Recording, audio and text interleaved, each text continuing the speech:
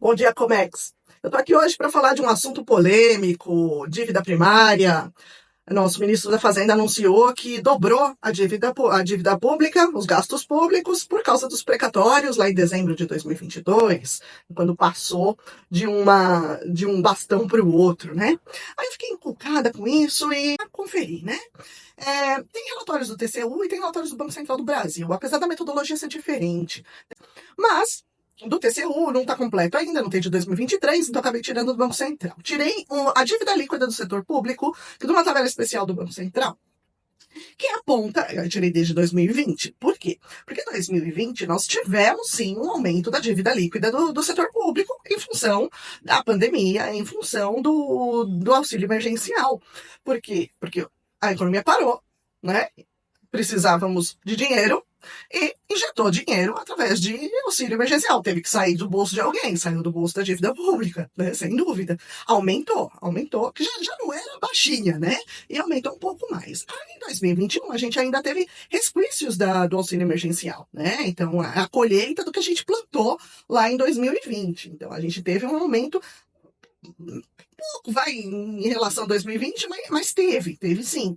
Em 2022, a gente teve um aumento ainda da dívida líquida total. E por que aqui? Aqui foi muito em função dos subsídios do ICMS, subsídios dos combustíveis, né, do ICMS que aconteceu. Alguém tem que pagar, né? Alguém está saindo do bolso de alguém, está saindo da máquina pública. E o fim do exercício era dezembro. E se os precatórios foram pagos em dezembro, estava aqui contado no exercício. Então, zerou lá em 2023. Em 2023 está zerado. Então, deixa eu explicar para vocês o conceito da dívida primária. Dívida primária é a diferença entre os gastos públicos e a arrecadação tributária no exercício. Né? Então, vamos lá. Em 2022, a gente tinha 130 bilhões, que representava 74% em relação ao PIB. E aí, em 23, a gente fechou com 230,5 bilhões, que é 80%, até um pouquinho mais, de endividamento com relação ao PIB. Aí dobrou. Aí, palavras do ministro são por causa dos precatórios. É como se você tivesse dando a desculpa de não lavar a louça, porque você não achou o detergente. Né? Não foi por isso. O que aconteceu lá no começo de 2023? Você já tem uma dívida pública. Você olha para a sua dívida pública total e fala assim, tô devendo. Se eu tô devendo, o que eu faço? Vou enxugar. Vou falar assim, não vou gastar. Vou pisar no freio. Mas o que eu fiz? Construí 17 ministérios e enchei mais ainda a máquina pública. É claro que ia dar muito mais alta essa conta. Era meio óbvio, no fim do exercício de 2023, a gente vê essa conta, sem dúvida. Agora, dar desculpa também não, né? Também aí não. Não que eu esteja defendendo um e outro, não. Eu só tô indo pelos fatos. É como se a gente tivesse uma renda de 4 mil reais e tivesse um cartão de crédito para pagar de 5 mil. Aí fala assim, não deu, tô devendo 1.000. É isso. Então, se eu tô devendo 1.000, o que eu faço?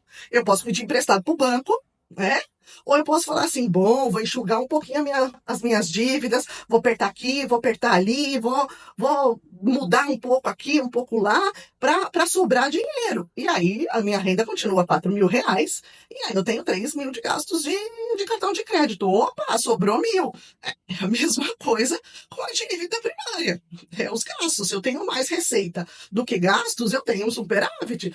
Se eu tenho o contrário, eu saio devendo. E aí, o que eu faço? Né? Eu tenho algumas formas para financiar tudo isso. Eu posso aumentar imposto, que ele não quis, né? O governo, a União não quis fazer isso em 2023, porque ia diminuir a popularidade, e o consumo já está baixo, então isso não ia ser bom, e acho que nem esse ano vai ser bom, apesar de ser uma das tratativas que acho que não vai fugir. Eu posso emitir títulos da dívida pública, eu acho que não vai ter muita escapatória, vai por aí mesmo.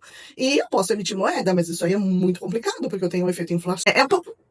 Precisa tomar um pouco de cuidado quando a gente vê as notícias. É preciso entender que nem sempre é o que a gente lê na mídia, né? É o que eu sempre falo. Tem que ver algumas fontes e entender como se fala. Que nem sempre é o que... A verdade não é só uma, né? É a sua verdade, a minha verdade e a verdade, né?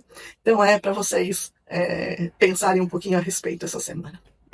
Até mais.